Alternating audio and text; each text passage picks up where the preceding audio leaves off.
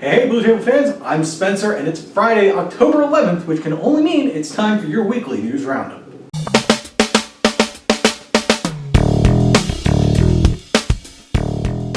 It's been a pretty busy week in gaming, so let's not waste any more time and let's get right to it. Kicking off this week's show is news from Clockwork Goblin, who released their new German Mech Panzer Zeus miniature for their Conflict 47 game. For those of you who don't know, Conflict 47 is an alternate World War II game where the war didn't end in 1945 and technology has advanced and progressed to the point where it's given the armies of World War II power armor and mechs, which are two of the greatest things any war can ever have.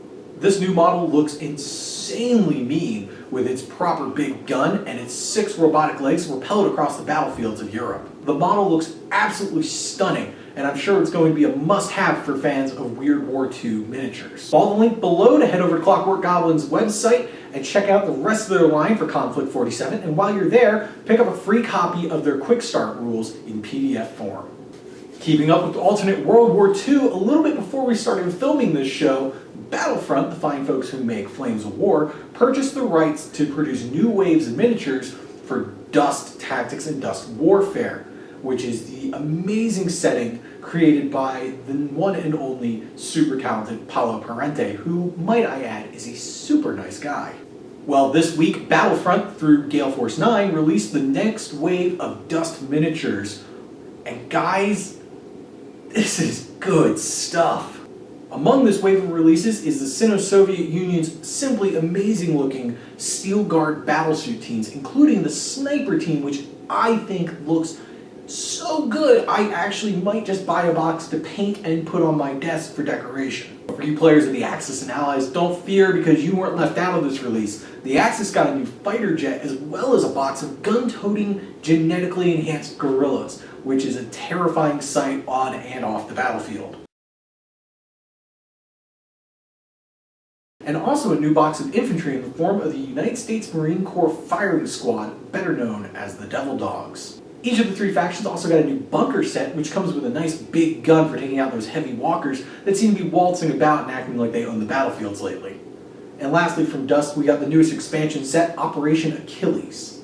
This expansion includes rules for deploying bunkers and barbed wire and trenches and other defensive fortifications, and also came with 3 new hero miniatures. A new sculpted Bazooka Joe for the Allies, the heavily armed Sigurd for the Axis, and the fearsome looking Klaus for the Axis as well. Be sure to click the link below to check this wave out in more detail, and be sure to keep it to Blue Table Painting and keep your eyes open for our Learn to Play Dust Warfare videos. Warlord Games continues their trend of somehow making it into every single show we do, this week announcing they will be partnering up with Cutting Edge Miniatures. Cutting Edge, for those of you who aren't aware, produce ancient historical miniatures covering the early Egyptian dynasties and the Persian Empire and Greece and all that good stuff. Warlord is going to be Cutting Edge's new official distributor, so for those of you looking to get some really nice looking ancient figures, head on over to their website by following the link below. Pyrocol, a little company out of Portugal whose name I'm pretty convinced I'm butchering horribly, has released new fire and smoke markers to be used with the Wings of Glory aerial combat game. These acrylic markers look awesome and are certain to add a lot of flavor to your games as you fly around over the battlefields, riddling your foes with bullets and trying to avoid a similar fate. The parts are completely interchangeable, allowing a lot of variety between just having smoke or just having flames or having a nice combination of the two trailing off your planes. And I did not intend for that to rhyme. Check out the link below to head over to their Facebook page and see more pictures of these awesome new tokens in action, and also be sure to keep it here for a closer look at these in the very near future. Kickstarter is always a great place for gaming news, and this week was no exception to that formula. Starting off our Kickstarter story parade is a new line of miniatures called Combat Armored Mecha. These new metal miniatures will come with a variety of parts which are swappable, so you can create your own customized fighting robots from the various parts from the various kits. This will surely be a big draw for fans of big robots such as myself, but especially fans of the Armored Core video game series, as these miniatures share a lot of the similar design aspects from that series of games. I know I'm very excited to see how these guys turn out, and if you are too, follow the link below and check out this very promising Kickstarter. Antimatter Games have put up some new sculpts for their Shadow Sea game, this week showing off Isabella and the Templar Demon Slayer. Isabella is a lovely looking pirate lady with a nice big whip for all you Indiana Jones fans out there, as well as also packing a hefty pistol just to give her a little bit of ranged attack. The Templar Demon Slayer is sporting a wicked sword and crossbow combination and looks just a little bit like a certain popular video game character if you ask me. Still, this guy looks like he will be a great addition to any treasure hunter force going into the Shadow Seas. Check the link below to check out more stuff from Shadow Sea, and if you like what you see, why not show Antimatter a little love and give him a pledge. I'm sure many of you remember the glory days of 1991, especially those of you who were into computer games at the time, because that is the year that the critically acclaimed puzzle adventure game Myst hit the shelves. Now, I personally didn't play Myst until several years after that, since the game came out when I was, 5. But once I did play it, I loved every single minute of it. Well, for those of you wanting a great nostalgia trip, look no further than Unwritten, Ages of Myst and Beyond. That's right, folks, we're getting a pen and paper game set in Myst, and I couldn't be more excited! Washington-based company Inkwork Productions have launched their campaign for this game, and it looks amazing.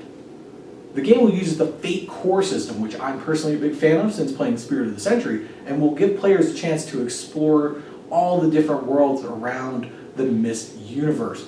But it will also include rules for GMs to create all new worlds for their players to explore. The game will emphasize problem solving and exploration and discovery over combat, obviously, and I'm sure there will be more than enough juicy puzzles in the books for GMs who just don't have the time to come up with their own. Be sure to follow the link below to this awesome looking Kickstarter, grab your books, and get ready to travel the ages. Mantic Games are no strangers to Kickstarters, especially since they're on their 5th one by now. This time it's for their Mars Attacks miniatures game, this week showing off the juicy and kiltastic looking Martian saucers. Right now, these saucers are only available as add-ons to pledges, but I'm sure as Mantic gets more and more stuff going with this game, they'll eventually include them in a pledge somewhere down the line. Be sure to follow the link below to head over to the Mars Attacks Kickstarter campaign, and also don't forget to check out Mantic's other wide assortment of games on their newly revamped website. And closing out this week's show, we have news from Spartan Games regarding their new Firestorm Planetfall game. For those of you unaware, Planetfall is going to be a 10mm mass army game set in the Firestorm universe, which is great news to us fans of Firestorm Armada, because it's going to mean we can finally have our big Navy battles in space and then conquer planets. This week we got our first glimpse at a sample of the rules, with Spartan showing off a generic battle force composition chart. Now obviously there's going to be unique ones for each race, but this is a nice little look into how Planetfall will work. We've been seeing some of the amazing looking concept art for this game over the last couple of weeks, and with Firestorm Armada 2.0 dropping in December, I know a lot of us are really intrigued about how this is going to play out, because we all want to conquer planets and then blockade them with giant space navies. Check the links below to go read up more on Planetfall, as well as check out all the concept art that Spartan's put up so far, and get a little bit of a taste for how the different armies fare on the ground. Don't forget to keep it here, because we will have battle reports for Firestorm Armada, and when it hits shelves, you can be sure there will be some Planetfall in there. Alright, and that's going to do it for this week, folks. As always, I want to thank you guys for watching and for your continued support of the program. You guys, the viewers, are what keeps this show going, and it means a lot to me to know that you guys enjoy it as much as you do. As always, don't forget that you can leave comments below, letting us know how we're doing, discussing stories I may have missed because I can only cover so much in one show, or just saying hi if you're feeling friendly. Don't forget you can follow us on Facebook and Twitter for more news from both BTP and around the gaming industry, and be sure to keep it here to YouTube for more news, battle reports, and really anything else we feel like filming. For all of us here at Blue Table Painting, thanks for watching, and have a great weekend. I'll see you guys next week.